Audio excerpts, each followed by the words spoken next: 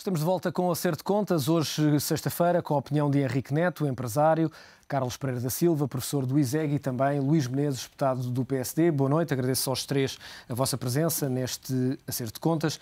Henrique Neto, ainda não tínhamos tido a oportunidade de falar da execução orçamental, foi conhecida formalmente na passada segunda-feira, oficiosamente no sábado, no Jornal Expresso. Que leitura é que faz, que primeira leitura é que fez deste ainda escasso mês de execução orçamental do Governo? Bom, é escasso, como disse. Em qualquer dos casos, vai no sentido certo, a despesa reduziu-se, qualquer coisa, cerca de 50%, não é? Ainda que eu gostaria de ver a despesa a descer em termos absolutos e não apenas em termos relativos ao ano passado, não é? Mas pronto, é melhor do que nada. Agora, é evidente que depois, entretanto, verificamos que os juros continuam a subir, que o preço do petróleo está a subir e isso afetará o orçamento. Portanto, não é fácil ser Ministro das Finanças neste tempo. Não é? Se é que é fácil ser em algum tempo. Quando olhamos para aquilo que foi a reação dos mercados, não foi, de facto, muito positiva.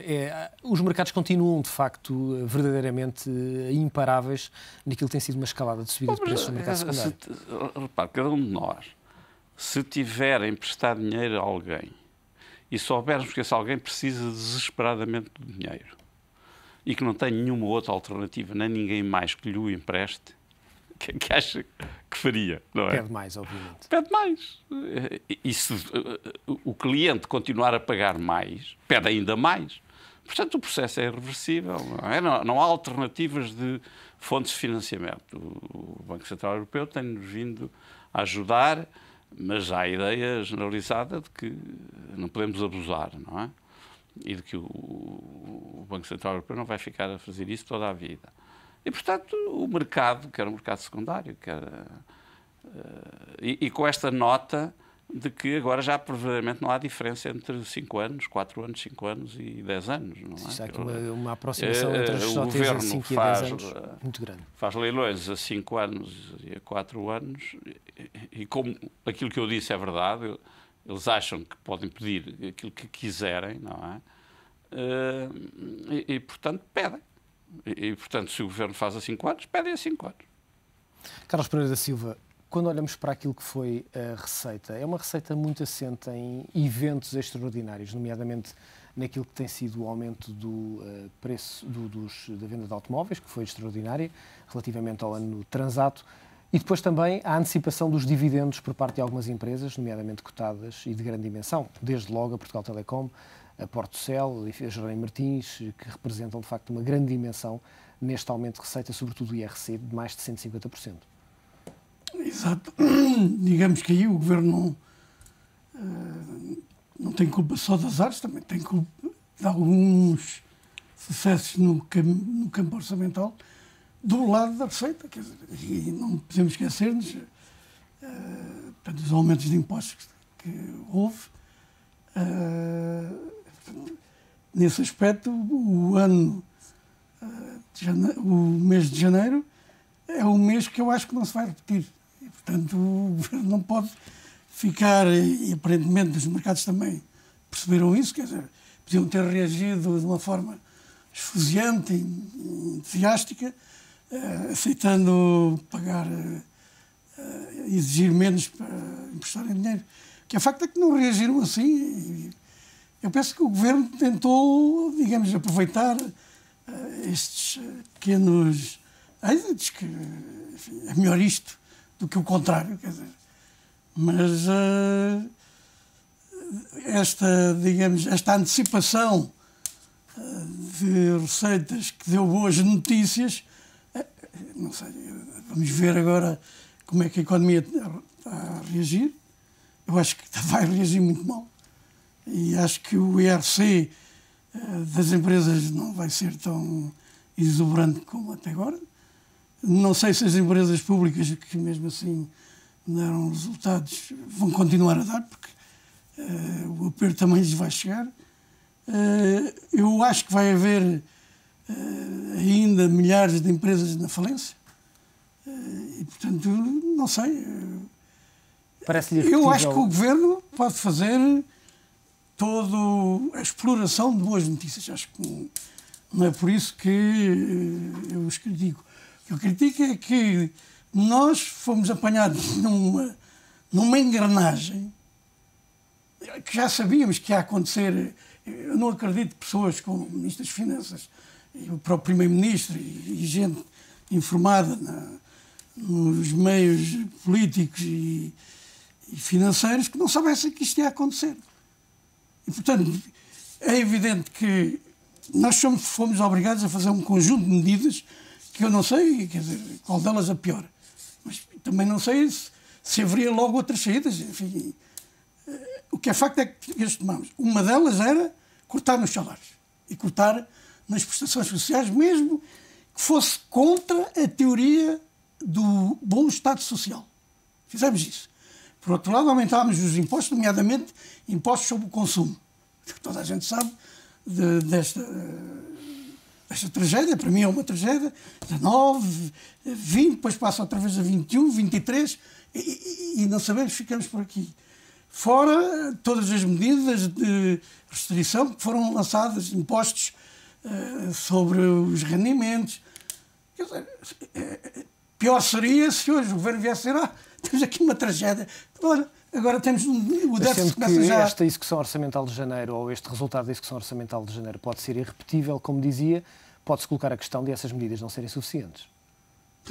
Eu admito, eu já estou preparado para o pior. Ou seja, mais medidas de contenção.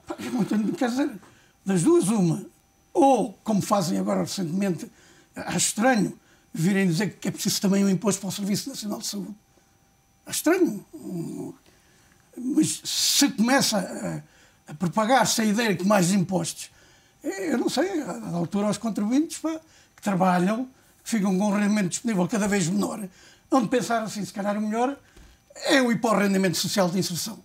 Acaba por haver ali Acaba por ter um rendimento maior, menos chatices, não paga o fisco, porque pela natureza da prestação, se calhar há muita gente na classe média, digamos, nos estratos mais baixos, que diz, se calhar, olhando para ali, o melhor é eu também deixar ir a casa, pôr os filhos... E a verdade é que por estes dias 100 famílias portuguesas, de acordo com dados que foram conhecidos no início desta semana, 100 famílias portuguesas todas as semanas entregam a casa ao banco. Eu até me admiro serem tão poucas. Eu estou a dizer 100 por semana e o número que tenho aqui é 100 por dia. São 100 por dia e não 100 por semana. Já acredito mais. São 100 por dia. Pois, o que é um problema para o sistema financeiro. Não? Porque fica com as casas, obviamente. Mas repare, apesar da redução da dívida, da redução relativa, o problema é que o Governo não consegue cortar na despesa. Mas há aqui uma pequena nuance. Há aqui uma pequena nuance que eu, antes de mais, boa noite a todos. Há aqui uma pequena nuance que é os dados da execução orçamental não foram bem aqueles que nós falámos. E o que foi aqui comentado está correto. O déficit de janeiro de 2011 foi inferior ao déficit de janeiro de 2010. Claro. Ou seja, foi de 787 milhões de euros. Mas face a 2009, o déficit era 570, não é? Também acho que é preciso enquadrarmos o que foi o histórico do déficit em janeiro. Mas agora, a despesa subiu. 0,9%. A despesa subiu.